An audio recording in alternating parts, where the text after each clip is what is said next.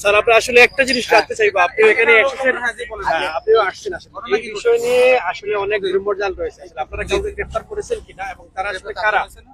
হ্যাঁ, ধন্যবাদ। আপনারা জেনেছেন যে এখানে সিলেট মেট্রোপলিটন পুলিশের শাহপরান থানার অন্তর্গত দাসপাড়া বাজার রয়েছে। দাসপাড়া বাজারে যে কোনো একটি ঘটনাকে কেন্দ্র করে দুপক্ষের মধ্যে কিছুটা উত্তেজনা বিরাজ করছিল। কিছুক্ষণ তাদের মধ্যে একটু ধাওয়া পাল্টার পরিস্থিতির মতো হয় এবং আমাদের স্থানীয় শাহপরান থানা পুলিশ, এখানে যা উপ পুলিশ কমিশনার দক্ষিণ এবং পুলিশ লাইন্স ফোর্স এবং আমাদের সিলেট মেট্রোপলিটন পুলিশের কমিশনার মহোদয়ের সার্বিক তত্ত্বাবধানে যারা আমাদের মেট্রো পুলিশ তারাই এসেছি, আমরা ডিবি পুলিশ এসেছি এবং যারা এখানে সিলেট মহানগরীর যারা সুশীল সমাজ রয়েছেন, বিশিষ্ট নাগরিক সমাজ এবং নেতৃবৃন্দ রয়েছেন, রাজনৈতিক নেতৃবৃন্দ রয়েছেন এবং স্থানীয় চেয়ারম্যান রয়েছেন, কাউন্সিলর রয়েছেন, সবাই মিলে এখানে আমরা জয়েন্ট পেট্রোল করেছি এবং আপনারা লক্ষ্য করেছেন সিলেটের বাংলাদেশ সেনাবাহিনীর যারা রয়েছে, তারা বীর সেনানীরা এখানে রয়েছেন।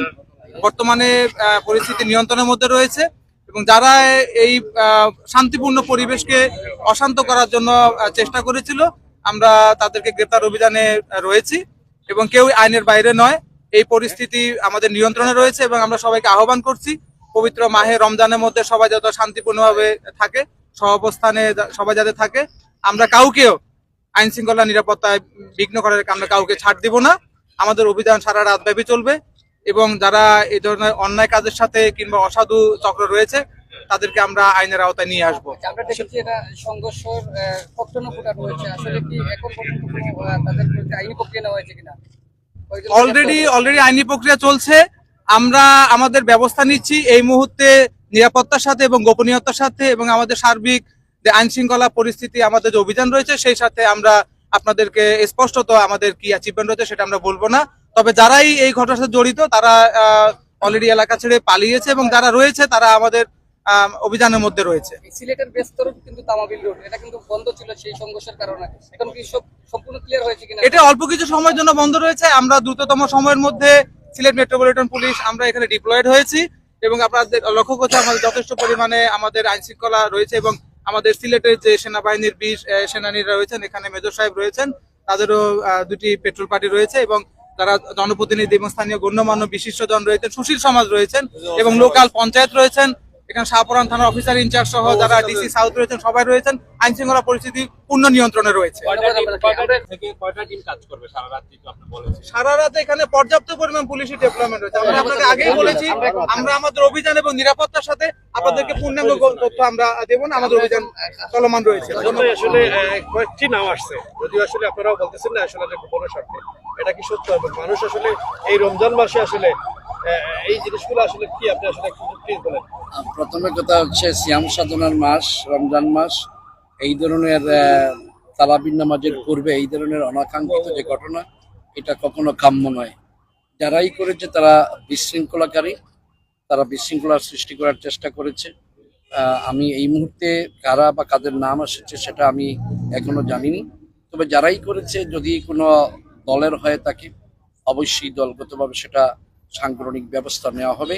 পাশাপাশি আইন শৃঙ্খলা রক্ষাকারী বাহিনী যদি মনে করে যে এখানে যারা যে ঘটনা ঘটছে সেখানে কোনো ধরনের অপরাধ সম্পৃক্ত আছে, তারা তাদের আইনগত ব্যবস্থা করবে এবং আমরা এই মুহূর্তে এই এলাকা সম্পূর্ণভাবে শান্ত এবং আমরা পরবর্তীতে জানার চেষ্টা করব আসলে ঘটনা কি বা কারা এর সাথে সম্পৃক্ত। যদি দলীয় কোনো পর্যায়ের নেতা কর্মী সম্পৃক্ত থাকে আমরা দলীয় সাংগঠনিক ব্যবস্থা নেওয়ার চেষ্টা করি। আসলে সিনিয়র নেতা হিসেবে আপনি সংঘর্ষটা কি নিয়ে হয়েছে এবং একটা গাড়িও জ্বালানো হয়েছে, দোকানও ভাঙচুর করা হয়েছে, যখন আসলে এই ধরনের বিশৃঙ্খলা সৃষ্টি হয়, স্বাভাবিক কিছু সুযোগ সন্ধানীরা আছে, তারা কিন্তু এই সুযোগে অনেক কিছু করে। এই ধরনের যে মোটরসাইকেল যেটা পোড়ানো হয়েছে সেটা এই ধরনের কোনো বিশৃঙ্খলাকারী সেই সুযোগ নিয়ে এই কাজটা করছে আমার যতটুকু ধারণা। সংঘর্ষ সূত্র পেলেন কিনা আপনি? সংঘর্ষ কি নিয়ে হয়েছিল সেটা এখনো কিন্তু আমি জানি। আমি শুধু জানছি যে রাস্তার ওই সাইড এবং ওই সাইড, যেহেতু এখানে ওই সাইড এবং এই সাইড, তাহলে এখানে দুটো গ্রামবাসী হতে পারে, দুটো এলাকাবাসী হতে পারে। এটা এলাকার চেয়ারম্যান আছেন, ওনারা এটা দেখবেন যে আসলে কি কোন জায়গা থেকে এটার সূত্রপাত হয়েছে, এটা আদৌ কি কোনো আমাদের দলীয় নেতা কর্মীরা এখানে সম্পৃক্ত আছে।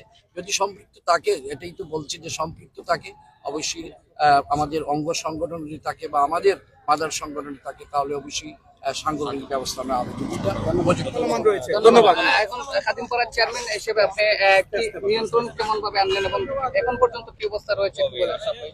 ধন্যবাদ। শতভাগ আমরা আমাদের নিয়ন্ত্রণে আছে, ইনশাল্লাহ আর কোনো সমস্যা হবে না।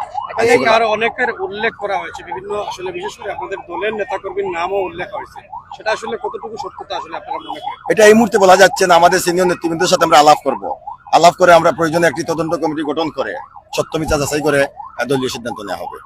যদি